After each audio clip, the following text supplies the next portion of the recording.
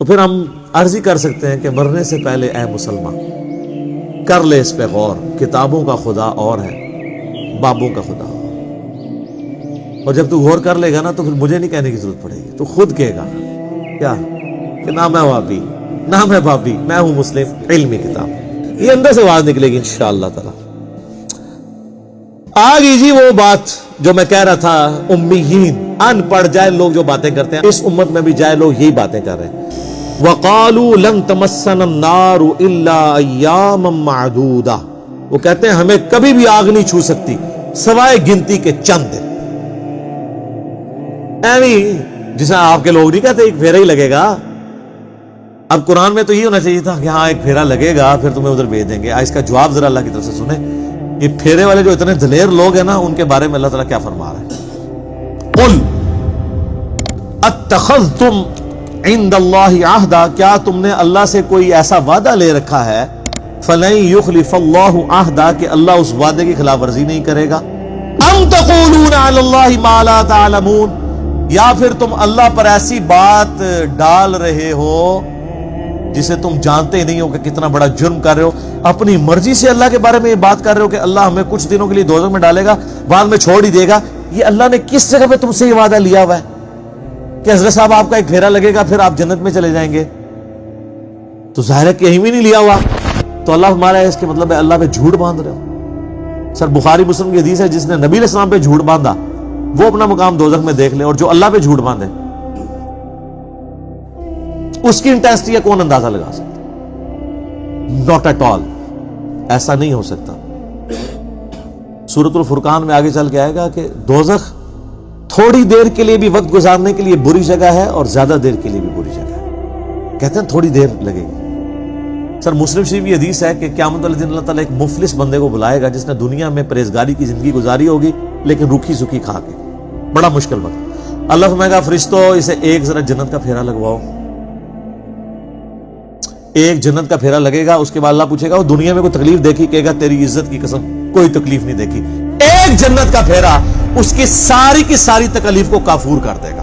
اور حقیقت بات ہے، ظاہر ہے سر یہ دنیا کی چند گھنٹوں کی زندگی دیکھ کے اگر بلینز اینڈ ٹریلینز ایئرز کی ہمیشہ کی کامیابیاں مقدر ہوں، اور بخاری مسلم کی حدیث کے تحت سب سے آخر میں جانے والے جنتی کو بھی اس روئے ارض سے 10 گنا بڑی جنت مل رہی ہو، تو کیا بڑی اس سے بڑی نعمت ہو سکتی ہے؟ اور موت ہی نہ آئے، جوانی نہ جائے، بڑھاپا نہ آئے، بیماری نہ آئے، اور اللہ ناراض نہ ہو۔ یہ 4 چیزیں مسلم شریف میں آئی ہیں نا، تو کیا چاہیے؟ پھر اللہ کہے گا کہ یہ گناہگار شخص کو ذرا ایک دوزخ کا پھیرا لگاؤ جس نے دنیا بڑی ٹھاٹ کی زندگی گزاری تھی نا، اور کہا تھا خیر اللہ بڑا غور رہی میں معاف کر دے، یہی کچھ کہہ رہے ہوتے ہیں نا، ایک پھیرا ہی لگے گا۔ اللہ کہے گا اس کا ایک پھیرا لگواؤ۔ تو مسلم شریف کے الفاظ ہیں جب وہ پھیرا لگا کے آئے گا نا، اللہ کہے گا وہ دنیا میں کوئی سکھ کا دن بھی دیکھا؟ کہے گا تیری عزت کی قسم میں نے زندگی میں کبھی سکھ دیکھا ہی نہیں۔ ایک پھیرا اس کے دنیا کے سارے نشے کو کافور کر دے گا۔ اللہم اجرنا من النار، آمین۔ تو سر یہ بڑا مشکل معاملہ ہے۔ اب اللہ تعالیٰ کی طرف سے ایک یونیورسل ٹروتھ آ رہا ہے، بلا یہ جو کہتے ہیں نا ایک پھیرا ہی لگے گا بعد میں ہم جنت میں چلے ہی جائیں گے، بلا اللہ بھائی کیوں نہیں؟ من کسب سیئۃ، جس نے ایک گناہ بھی کیا، وَأَحَاطَتْ بِهِ خَطِيئَتُهُ، اور وہ گناہ اس لیول کا ہوا کہ پورے کا پورا اس گناہ میں وہ گھیر گیا، اور نہ بچھونا اس نے وہ برائی بنائی رکھی، فَأُولَئِكَ أَصْحَابُ النَّارِ، تو وہ جائے گا دوزخ میں، ہم فیہا خالدون، اور رہے گا ہمیشہ ہمیشہ۔ یہ سر کتابوں کا خدا ہے۔ کتابوں کا خدا بڑا ڈاڈا ہے بھائی۔ بابوں کا خدا تو ایک بوڑھی نانی اماں اس نے بنائی ہوئی ہے انہوں نے۔ اللہ یہ ہے۔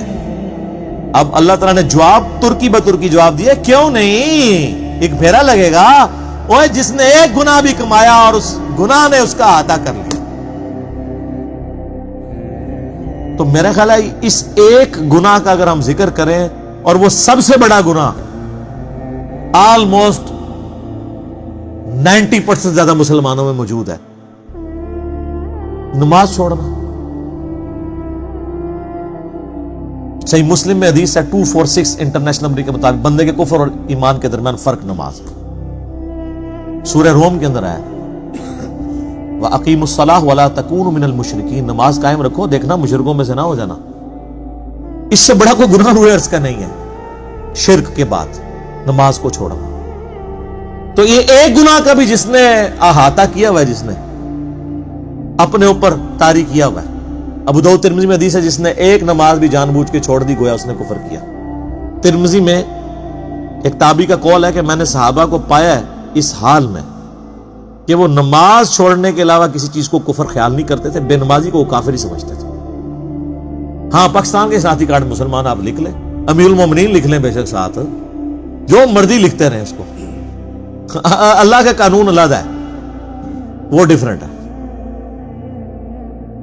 اللہم اجرنا من النار. اب ساتھ ہی سائملٹینیس کنٹراسٹ آیا، والذین آمنوا، جو لوگ ایمان لے کر آئے، وعملوا الصالحات، اور انہوں نے نیک اعمال کیے، اولئک اصحاب الجنہ، وہ ہیں جنت والے. اللہم اجعلنا منہم، اللہ تعالیٰ ہمیں ان میں داخل فرمائے، آمین. میرے بھائیو، یہ کتابوں کا خدا ہے، دودھ پیتے مجنو نہیں. جو انہوں نے ایمان لے کر آئے، نیک اعمال اختیار کیے، وہ ہیں جنت میں جانے والے. ہم فیہا خالدون، وہ رہیں گے اس میں ہمیشہ ہمیشہ. تو یہ میرا ایک یوٹیوب پہ کلپ ضرور دیکھیں آپ لوگ، اللہ کی رحمت سے دھوکہ. یہاں پہ بھی لوگ پبلک کو گھیرنے کے لیے ہمارے آج کل ایسے وائزین آئے ہوئے ہیں جو کہتے ہیں جی وہ یہ جی بڑی سخت باتیں کرتے ہیں، بعض اللہ تعالیٰ سے لوگوں کو دور کر رہے ہیں اور سخت باتیں کرتے ہیں. خوشخبریاں سنانی چاہیے. وہ بخاری مسلم کی حدیث ہے، خوشخبریاں سناؤ متنفر نہ کرو. وہ خوشخبری کیا، بخاری مسلم جو حدیث ہے وہ صحابہ کرام کو حضور نے یہ کہتا کہ خوشخبری یہ سناؤ کہ نماز پڑھنے کی کوئی ضرورت نہیں ہے، جو بھی ہے تیرے محبوب کی امت سے. وہ فرائض کے لیے نہیں ہے، وہ چھوٹی چھوٹی جو نفلی عبادات ہیں ان پہ نکیر نہ کرو. وہ جی بخاری مسلم میں حدیث ہے، ایک صحابی نے لمبی نماز پڑھا دی، حضور نے اس کو ڈانٹا، کہا تو لوگوں کو متنفر کر رہا ہے. وہ سر اس نے سورہ بقرہ آل عمران پڑھ دی تھی. آپ پوری زندگی یہ کام نہیں کر سکتے، 6.5 پارے پڑھ دیے تھے. نبی علیہ السلام کی جو عام ایوریج نماز ہے نا سر، وہ آدھے گھنٹے کی ہوتی تھی. فجر کی نماز آدھے سے پونے گھنٹے کی، عشاء کی بھی اتنی، ظہر اثر بھی 20 منٹ سے کم نہیں ہوتی تھی، کیونکہ بخاری مسلم میں وہ باقاعدہ صورتیں رپورٹ ہوئی ہوئی ہیں جو نبی علیہ السلام پڑھا کرتے تھے. تو آپ ذرا اس سے کیلکولیشن کر لیں. سنن نسائی میں حدیث ہے، ہم صحابہ کرام کے نبی علیہ السلام کے پیچھے 10 تسبیحات شمار کیا کرتے تھے رکوع اور سجدے میں. بخاری مسلم میں حدیث ہے، انس بن مالک کہتے ہیں نبی علیہ السلام جب ہمیں نماز پڑھاتے تھے، رکوع کے بعد اتنی دیر کھڑے ہوتے تھے کہ ہم سمجھتے تھے آپ سجدے میں جانا بھول گئے، اور 2 سجدوں کے درمیان اتنی دیر بیٹھتے تھے ہم سمجھتے تھے کہ آپ دوسرا سجدہ کرنا بھول گئے، آپ اتحیات پڑھ رہے ہیں. تو یہ کون سی نماز ہے؟ تو کہانیاں کراتے ہیں، کہتے ہیں جی مختصر نماز پڑھیں. وہ والی مختصر ہے نا، وہ یہ ہے کہ بھی معاذ بن جبل نے 3 گھنٹے کی عشاء پڑھا دی تھی تو کہا گیا بھی 3 کی نہ پڑھاؤ، آدھے گھنٹے کی پڑھاؤ. اور تسی تے پڑھتے ہو آدھے منٹ دی نماز، کہانیاں اتو لیندے ہو، تراویح کر کے 20 بنا رہے ہو. تو یہ ہوں گے اہل جنت، رہیں گے اس میں ہمیشہ ہمیشہ. اللہ تعالی ہمیں ان میں شامل فرمائے. اللہم اجرنا من النار.